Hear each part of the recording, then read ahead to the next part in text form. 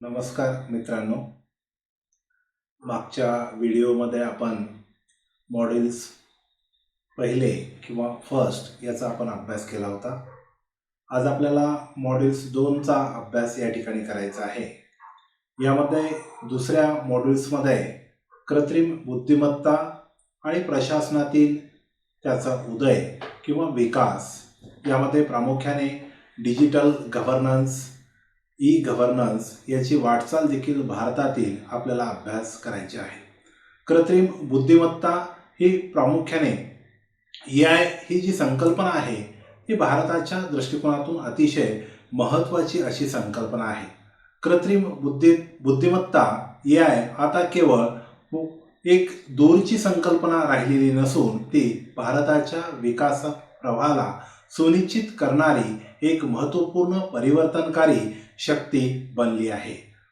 शेतीतील क्रांतीपासून सार्वजनिक सेवा वितरणाच्या नव्या व्याख्यांपर्यंत AI महत्त्वाचे स्थान निर्माण करत आहे. आर्थिक समावेशक व कार्यक्षम शासनाला गती देण्याच्या दृष्टिकोनातून AI ची भूमिका अतिशय महत्त्वाची आहे. AI मिशन सारख्या दृष्टिकोनातून उपक्रमांमध्ये भारत केवळ AI स्वीकारत नाही तर तो एक विशिष्ट स्वदेशी AI पर्यावरण प्रणालीही निर्माण करू इच्छितो किंवा करत आहे. मात्र या संधीसोबतच पायाभूत सुविधा, डेटा, नियमन व समानतेशी संबंधित आव्हानांवर वेळेत लक्ष देणे देखील महत्त्वाचे आहे. लोकप्रशासनामध्ये कृत्रिम बुद्धिमत्तेचा वापर करत असताना आज आपल्याला हा विचार करणे आवश्यक आहे की या कृत्रिम बुद्धिमत्तेचा प्रशासनामध्ये कशा पद्धतीने वापर केला जातो. यामध्ये जागतिक दृष्टिकोनातून आणि भारतीय दृष्टिकोनातून याचा आपल्याला अभ्यास करता येऊ शकेल. जगभरात कृत्रिम बुद्धिमत्तेचा जन्म कशा स्वरूपात झाला किंवा ही संकल्पना कशा स्वरूपात विकसित झाली याचा देखील आपल्याला सविस्तर या ठिकाणी अभ्यास करता येऊ शकेल. 1940 ते 1950 दरम्यान गणितीय तर्कशास्त्र, सायबर नेटिक्सचा उदय आणि ट्युरिंग टेस्टची संकल्पना मुख्यतः या अभ्यासाची पायाभरणी घालण्यात आली असे आपल्याला म्हणता येऊ शकेल. 1956 मध्ये डार्टमाउथ येथे कृत्रिम बुद्धिमत्ता या शब्दाचा जन्म झाला. AI आर्टिफिशियल इंटेलिजन्सच्या औपचारिक अभ्यासाची सुरुवात 1956 मध्ये झाली, जागतिक स्तरावर झाली असे म्हणता येऊ शकेल. 1950 ते 1970 मध्ये तर्कशास्त्र आधारित प्रारंभिक AI प्रोग्राम्स विकसित झाले, ज्यामुळे कृत्रिम बुद्धिमत्ता मध्ये पहिला उत्साह किंवा त्याची सुरुवात झाली असं आपल्याला सांगता येऊ शकेल. 1970 ते 1980 या कालावधीत अपेक्षित यश मिळाल्यामुळे कृत्रिम बुद्धिमत्ता AI आर्टिफिशियल इंटेलिजन्सच्या विकासाला खीळ निर्माण झाली असं देखील आपल्याला म्हणता येऊ शकेल किंवा हा कृत्रिम बुद्धिमत्तेचा उतरता कालखंड म्हणून देखील ओळखला जातो. 1980 नंतर विशिष्ट ज्ञान क्षेत्रात निर्णय घेण्यासाठी तज्ञ प्रणाली, एक्सपर्ट सिस्टीम विकसित झाल्या. तसेच 1990 ते 2010 पर्यंत मशीन लर्निंग महत्त्वाचे ठरले, जिथे डेटावर आधारित अल्गोरिदमचा वापर मोठ्या प्रमाणात होऊ लागला. 2010 पासून आजपर्यंत डीप लर्निंगमुळे इमेज रिकग्नायझेशन आणि भाषा प्रक्रियेत मोठी प्रगती जागतिक स्तरावर झालेली आपल्याला दिसून येते. 2020 नंतर मोठ्या प्रमाणात भाषा मॉडेल्स जसे की GPT-3 चा उदय झाला, ज्यामुळे टेक्स्ट निर्मिती, आकलन आणि संभाषणाच्या क्षमतेत मोठी वाढ झालेली दिसून येते. जागतिक स्तरावर या कृत्रिम बुद्धिमत्तेच्या संदर्भामध्ये ज्या काही घडामोडी घडल्या त्याचा संक्षिप्त स्वरूपामध्ये आपण सार अभ्यासलेला आहे. त्यानंतर भारतामध्ये AI आर्टिफिशियल इंटेलिजन्स कृत्रिम बुद्धिमत्तेचा वापर कसा झाला किंवा ही संकल्पना कशी अस्तित्वात आली याचा आपल्याला अभ्यास करता येऊ शकेल. 1980 ते 90च्या दशकामध्ये भारतीय विद्यापीठांमध्ये कृत्रिम बुद्धिमत्ता आणि कम्प्युटर सायन्सच्या अभ्यासक्रमात कृत्रिम बुद्धिमत्तेचा परिचय म्हणजेच एआय ही संकल्पना सैद्धांतिक संशोधनाची सुरुवात देखील भारतात झालेली 90च्या कालखंडामध्ये दिसून येते. 2000 मध्ये इंटरनेट आणि डेटाच्या वाढीमुळे मशीन लर्निंग, डेटा मायनिंग लक्ष केंद्रित करण्यात आले. माहिती तंत्रज्ञान आणि काही उद्योगधंद्यामध्ये देखील एआय ही संकल्पना 2000च्या काळामध्ये वापरण्यास सुरुवात झालेली दिसून येते. 2010 पुढे स्मार्टफोनचा प्रसार, डिजिटल इंडियाचा प्रसार मोठ्या प्रमाणात 10च्या नंतर या देशामध्ये सुरू झाला. म्हणजेच डीप लर्निंगचा उदय झाला आणि स्टार्टअप्सद्वारे ॲप्लिकेशन विकसित करण्यात येऊ लागले. 2018 मध्ये भारत सरकारने राष्ट्रीय कृत्रिम बुद्धिमत्ता धोरण जाहीर केले.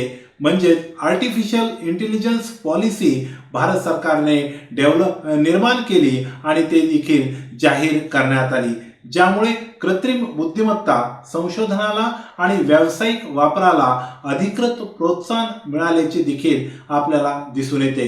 2020 नंतर गव्हर्नन्स डिजिटल इंडियाच्या माध्यमातून शिक्षण संस्थांमध्ये कृत्रिम बुद्धिमत्ता आधारित अभ्यासक्रमाची वाढ झाली, ज्यामध्ये आरोग्य, कृषी, वित्त इत्यादी क्षेत्रांमध्ये एआय कृत्रिम बुद्धिमत्तेचा अधिक उपयोग किंवा वापर होऊ लागला असे म्हणता येऊ शकेल.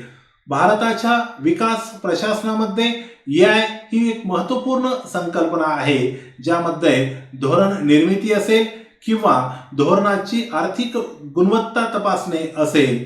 एआय 2035 पर्यंत भारताच्या अर्थव्यवस्थेत सुमारे 967 अब्ज डॉलर्सची भर घालू शकते असा देखील शास्त्रज्ञाचा यामध्ये अंदाज आहे.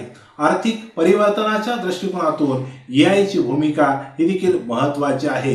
विविध उद्योगधंद्यामध्ये उत्पादकता, गुणवत्ता व कार्यक्षमता लक्षणीय सुधारणा आपल्याला दिसून येते. एआयमुळे 2030 पर्यंत 500 अब्ज डॉलर्स पर्यंतचा लाभ देखील होऊ शकतो. एआय सॉफ्टवेअर क्षेत्राच्या क्षमतेपेक्षा 40 ते 45% क्षमता निर्माण करू शकते किंवा ते वाढवू शकतं. आज ई गव्हर्नन्सचा अभ्यास करत असताना कृषी सक्षमीकरणासाठी सुद्धा एआयची भूमिका महत्त्वाची आहे.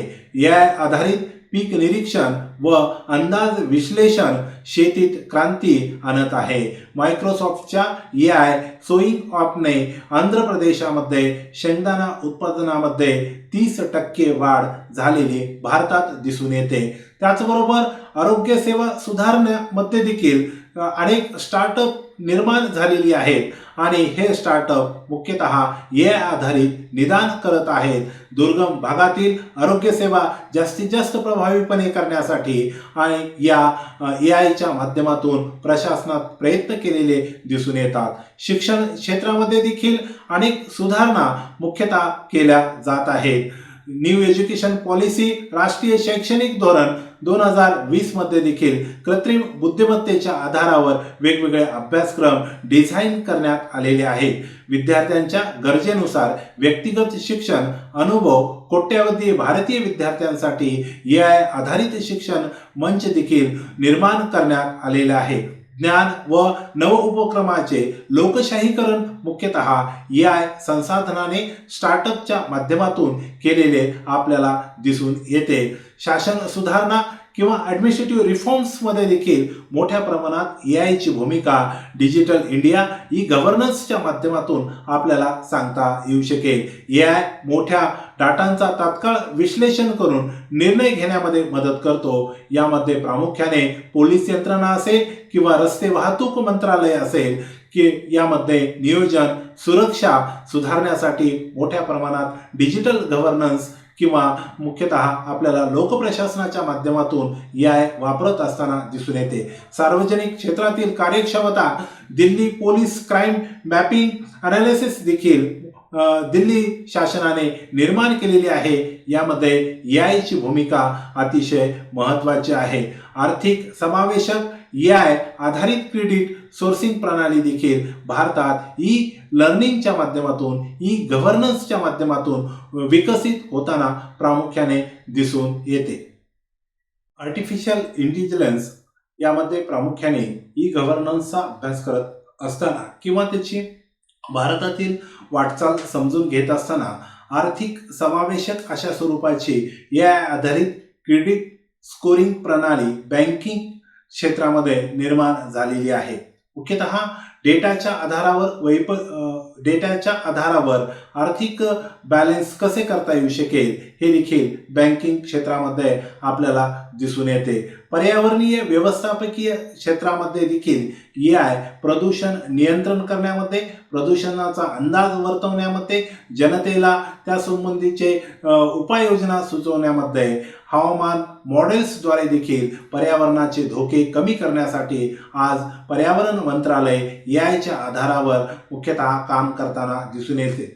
तसेच स्मार्ट सिटी प्रकल्प, पुणे स्मार्ट सिटीमध्ये AI आधारित सिटी मॉनिटरिंग व गतिशील विश्लेषण देखील महाराष्ट्रात आपल्याला दिसून येते. न्यायिक सुधारणा, सर्वोच्च न्यायालयाचे सुवास AI अनुवादन सेवा मुख्यतः सुरुवात करण्यात आलेली आहे. न्यायालयीन संशोधन व अनुवाद अधिक कार्यक्षम पद्धतीने AIच्या माध्यमातून करण्याचा प्रयत्न केला जातो. राष्ट्रीय सुरक्षा, DRDOचे AI आधारित चेहरा ओळखणे प्रणाली संवेदनशील भागांमध्ये उपयोग केली जाते. कायदा आणि सुव्यवस्था निर्माण करण्यासाठी, प्रभावशाली पद्धतीने अंमलबजावणी करण्यासाठी आज आपल्याला कायदा आणि सुव्यवस्थेमध्ये AI मोठ्या प्रमाणात पोलीस प्रशासनाच्या मदतीला आलेले आहे. सायबर क्राईम सारखा विभाग आज पोलीस प्रशासनामध्ये AI आधारावर निर्माण झालेला आहे. यामध्ये सर्वाधिक कार्य कृत्रिम बुद्धिमत्ता, आर्टिफिशियल इंटेलिजन्सच्या माध्यमातून केलेले दिसून येते. कौशल्य व रोजगार मंत्रालयाच्या माध्यमातून 2025 पर्यंत AI द्वारे 2 कोटी रोजगार उपलब्ध होतील असा देखील अभ्यासकांचा अंदाज निर्माण झालेला आहे. AI मुख्यतः लोकप्रशासनामध्ये तसेच शासकीय व्यवस्थेमध्ये जास्तीत जास्त प्रभावीपणे अंमलबजावणी करण्यासाठी, त्याचबरोबर लोकाभिमुख यंत्रणा निर्माण करण्यासाठी निर्माण झालेली आपल्याला दिसून येते. AI ॲक्शन समिट हे 2025 मध्ये जागतिक प्रशासनातील एक निर्णायक क्षण आहे. भारत आणि फ्रान्सच्या संयुक्त अध्यक्षतेखाली भरवण्यात आलेलं पॅरिस या ठिकाणचं AI ॲक्शन समिट 2025 हे जागतिक कृत्रिम बुद्धिमत्ता AI प्रशासनाच्या दिशेने एक महत्त्वपूर्ण टप्पा आहे.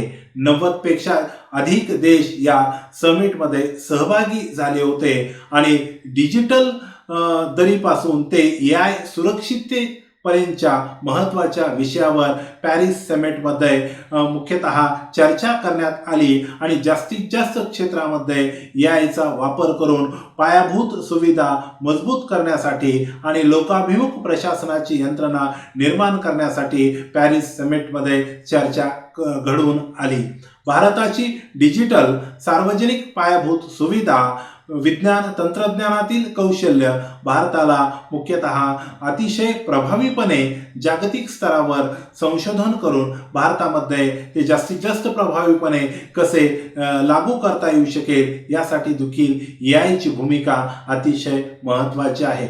भारतीय प्रशासनाचा विचार करत असताना कृत्रिम बुद्धिमत्ता मोठ्या प्रमाणात भारतीय लोकप्रशासनामध्ये याचं सहाय्यक प्रणाली म्हणून विकसित होताना दिसून येते. धोरण निर्मिती आणि निर्णय प्रक्रियेमध्ये देखील AIची भूमिका अतिशय महत्त्वाची आहे. मोठ्या प्रमाणात डेटाचे विश्लेषण करून धोरण तयार केले जाते. आर्थिक, सामाजिक अंदाज, संसाधने योग्य वाटप याकरिता AIची भूमिका प्रशासनामध्ये धोरणाच्या निर्मितीमध्ये अंमलबजावणीपर्यंत अतिशय महत्त्वपूर्ण स्वरूपाची आहे. एप्रिल 2018 मध्ये नीती आयोगाने आणि IIT दिल्लीच्या उपक्रमातून AI टूल्स निवडले आणि मुख्यतः उपग्रहांच्या माध्यमातून छायाचित्राच्या आधारावर सामाजिक आर्थिक स्थितीचा अंदाज देखील देखील IIT दिल्लीने AIच्या माध्यमातून घेतलेला दिसून येतो. सार्वजनिक क्षेत्रामध्ये वितरण व्यवस्था अधिक कार्यक्षम करण्यासाठी AIची भूमिका अतिशय महत्त्वपूर्ण आहे. AI आधारित ऑटोमेशनमुळे नोकरशाहीतील विलंब कमी होताना दिसतो, कमी चुका होताना दिसून येतात आणि सेवा जास्तीत जास्त जलद गतीने होताना देखील दिसून येते. कायदा अंमलबजावणीमध्ये अंतर्गत सुरक्षेमध्ये AIची भूमिका महत्त्वपूर्ण आहे. आरोग्य आणि महामारी व्यवस्थापनामध्ये देखील AIची भूमिका महत्त्वपूर्ण आहे. भारतीय कृषी उत्पादनात अन्न सुरक्षेच्या दृष्टिकोनातून देखील AIची भूमिका अतिशय महत्त्वपूर्ण आहे. म्हणजे AI डिजिटल गव्हर्नन्सचा उपयोग मोठ्या प्रमाणात भारतात आणि वेगवेगळ्या घटक राज्यांमध्ये होताना दिसून येतो.